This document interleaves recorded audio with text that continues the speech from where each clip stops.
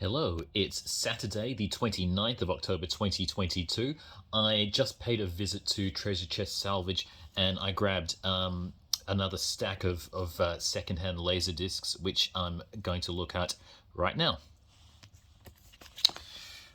Right, so this is Zabriskie Point, the Michelangelo Antonioni film from 1970.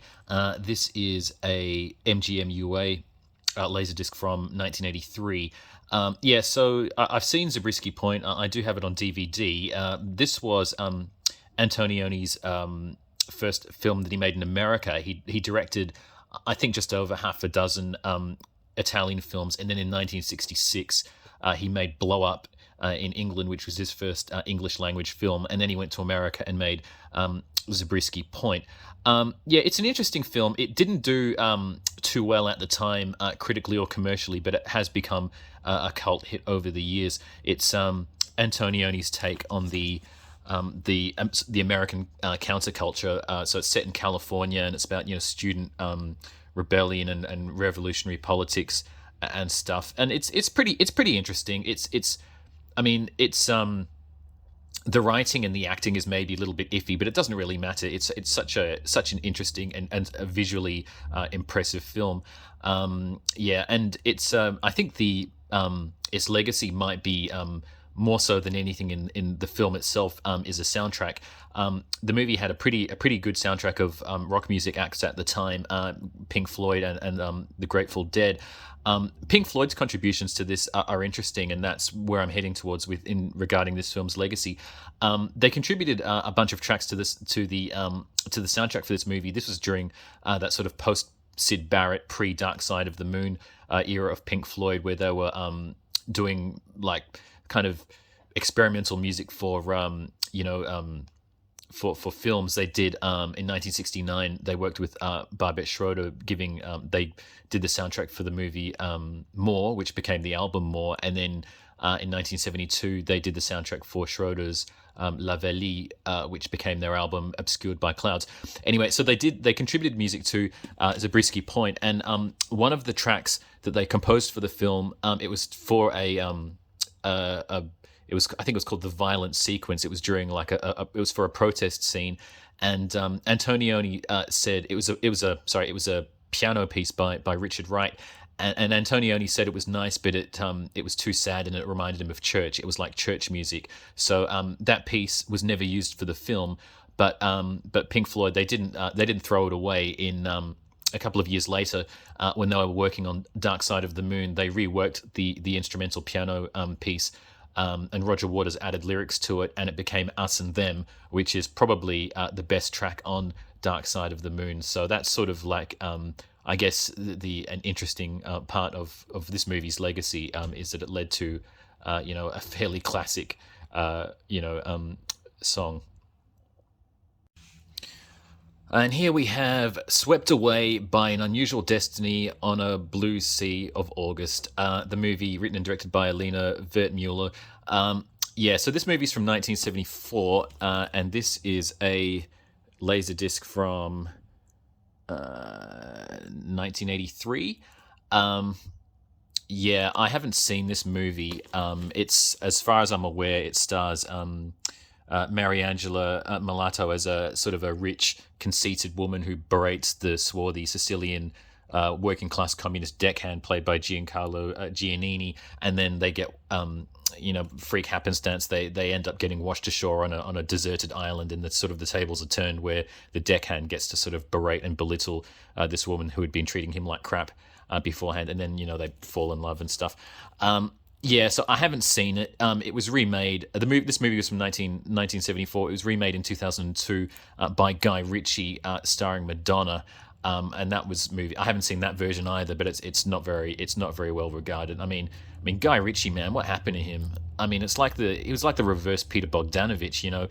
People say that when Peter Bogdanovich split up with Polly Platt, his career sort of went off the rails. But I mean, I don't entirely agree with that. But anyway. I think Guy Ritchie was the opposite. Like when he got with Madonna and married her, then his career sort of, I don't know. I think he sort of went so bad that it caused me to maybe reevaluate the earlier films he did that that I liked, which maybe I thought I was maybe those ones weren't too good either. But I think this might have been his first movie moving away from all that you know Cockney geezer gangster bullshit. But yeah, I mean, I guess I'd be interested in seeing this movie at least. You know, if I ever had the capability to actually watch Laserdisc. This is Sincerely Charlotte. This is a Columbia, RCA Columbia Laserdisc from. So the movie's from 1985. This Laserdisc is from 1987. So yeah, this stars Isabelle Huppert and is actually directed and co-written by her older sister Caroline Huppert. Yeah, so I haven't seen this movie. It looks pretty interesting. It's a French film. So I bought it really just because it looked. I mean, it was only $5, and also it looks pretty terrific. I mean, that's you could frame that, couldn't you? Yeah. Right. This is Sea of Love, the movie, the mystery thriller starring Al Pacino. The movie's from 1989. This is a MCA Universal Laserdisc from 1990. This is a really good film starring Al Pacino, Ellen Barkin, and John Goodman and Michael Rooker.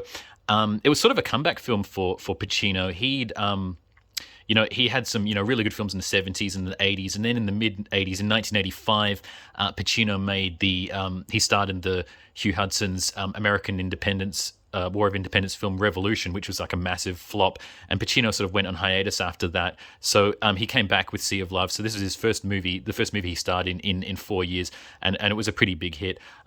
Yeah, so Pacino plays a New York City homicide detective who's investigating a series of murders, and he teams up with John Goodman, who plays a detective from Long Island. And it's so they're tracking a serial killer, and they sort of have this notion of putting ads in the paper as part of their scheme to catch the killer. And anyway, Pacino falls in love with Ellen Barkin, who is a suspect. And I guess the movie, it sort of plays on that whole kind of falling in love with a suspect. Is she or isn't she the killer?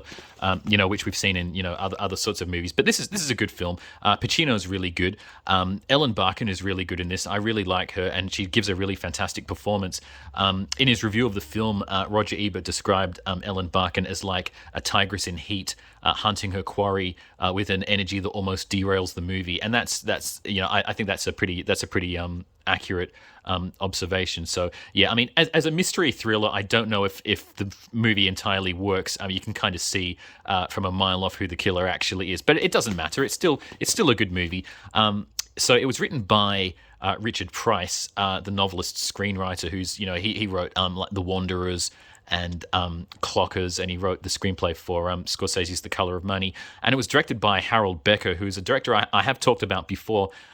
Harold Becker, he's not really a flashy, flamboyant sort of director. He's like a sort of a good, solid, dependable filmmaker. He made the 1979 movie The Onion Field, which I really like, and he also directed the 1981 movie Taps with Timothy Hutton, George C. Scott, Sean Penn, Tom Cruise, and Ronnie Cox. And then he made Vision Quest in 1985, the movie with Matthew Modine. After this, Harold Becker, he did reunite with Al Pacino and made the movie City Hall, which is an okay movie, but it's not as good as this. This is a much better movie.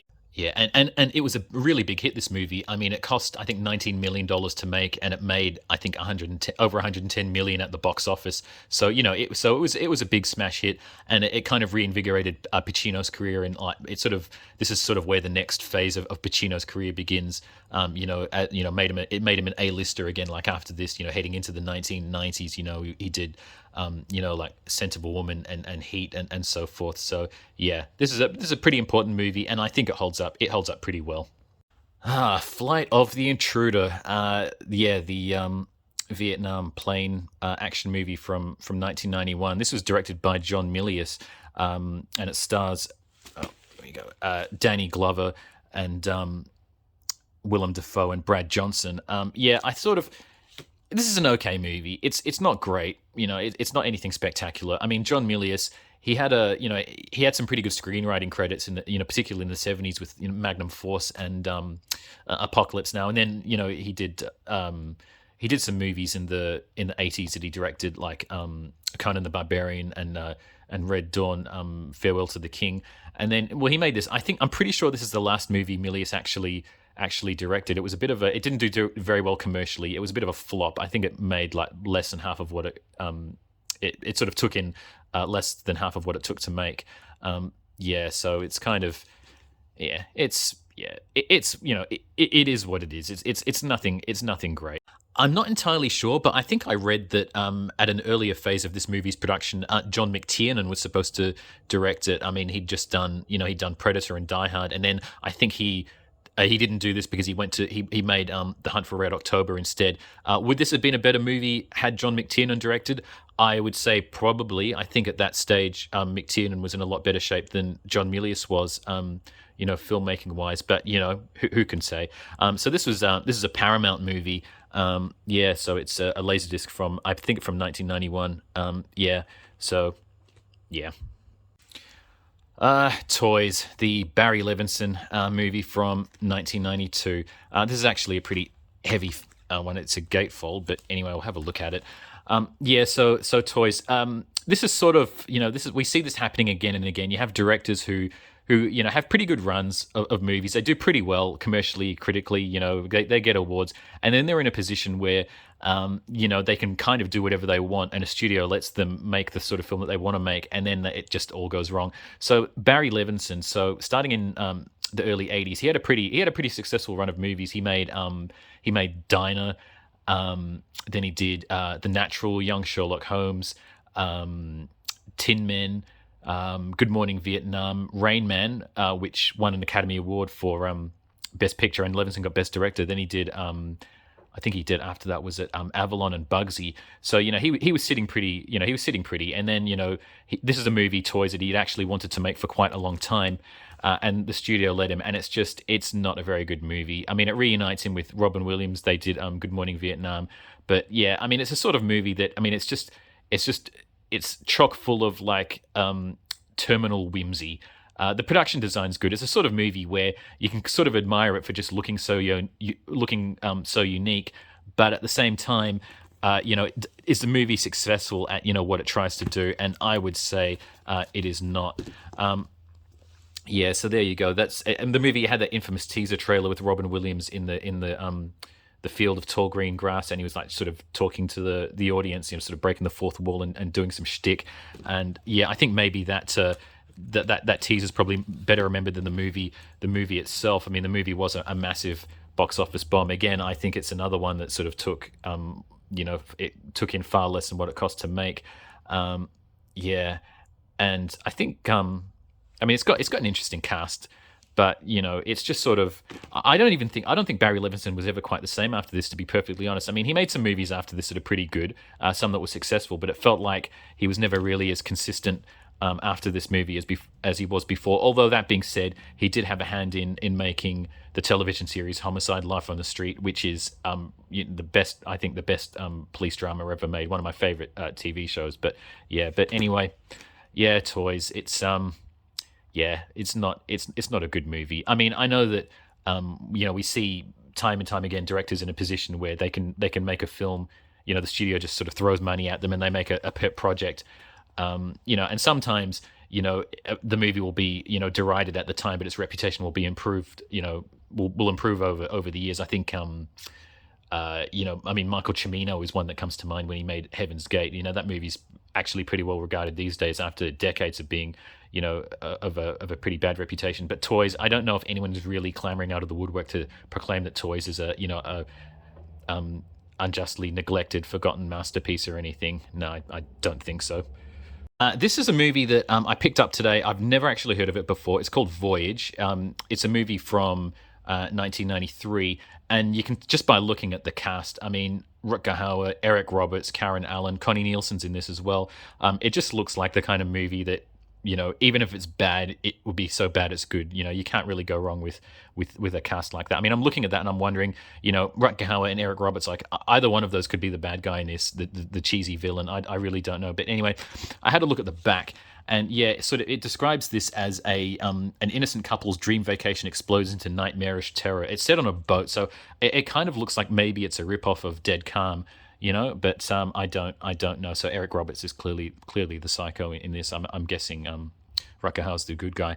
Yeah, it was actually, looking at the credits, it was directed by John Mackenzie, who was a Scottish filmmaker who probably didn't really have the career that you would have expected him to have. He made The Long Good Friday, the British gangster movie The Long Good Friday, which is a really, really good film. And then I don't know what happened. He just he never really fulfilled, on the potential that he showed with an earlier movie. Yeah, so I don't know. I mean, this movie could be all right. I mean, it was released by Fox. Yeah, it just looks like, yeah, it looks like a cheesy, sort of terrible romp. I could be wrong. I could look this up, and maybe this is actually a movie that people really like and is actually legitimately good. But yeah, I got to be honest. I don't think so. But yeah. Incidentally, there were a couple of laser discs at Treasure Chest Salvage that I saw last time that I didn't get, and I thought maybe I'd pick them up this next time, and they weren't there. So I don't know. I'm there goes my theory that I'm the only person in Perth, buying laser discs. It's kind of, I don't know whether I'm heartened or disappointed by that, but well, what can you do?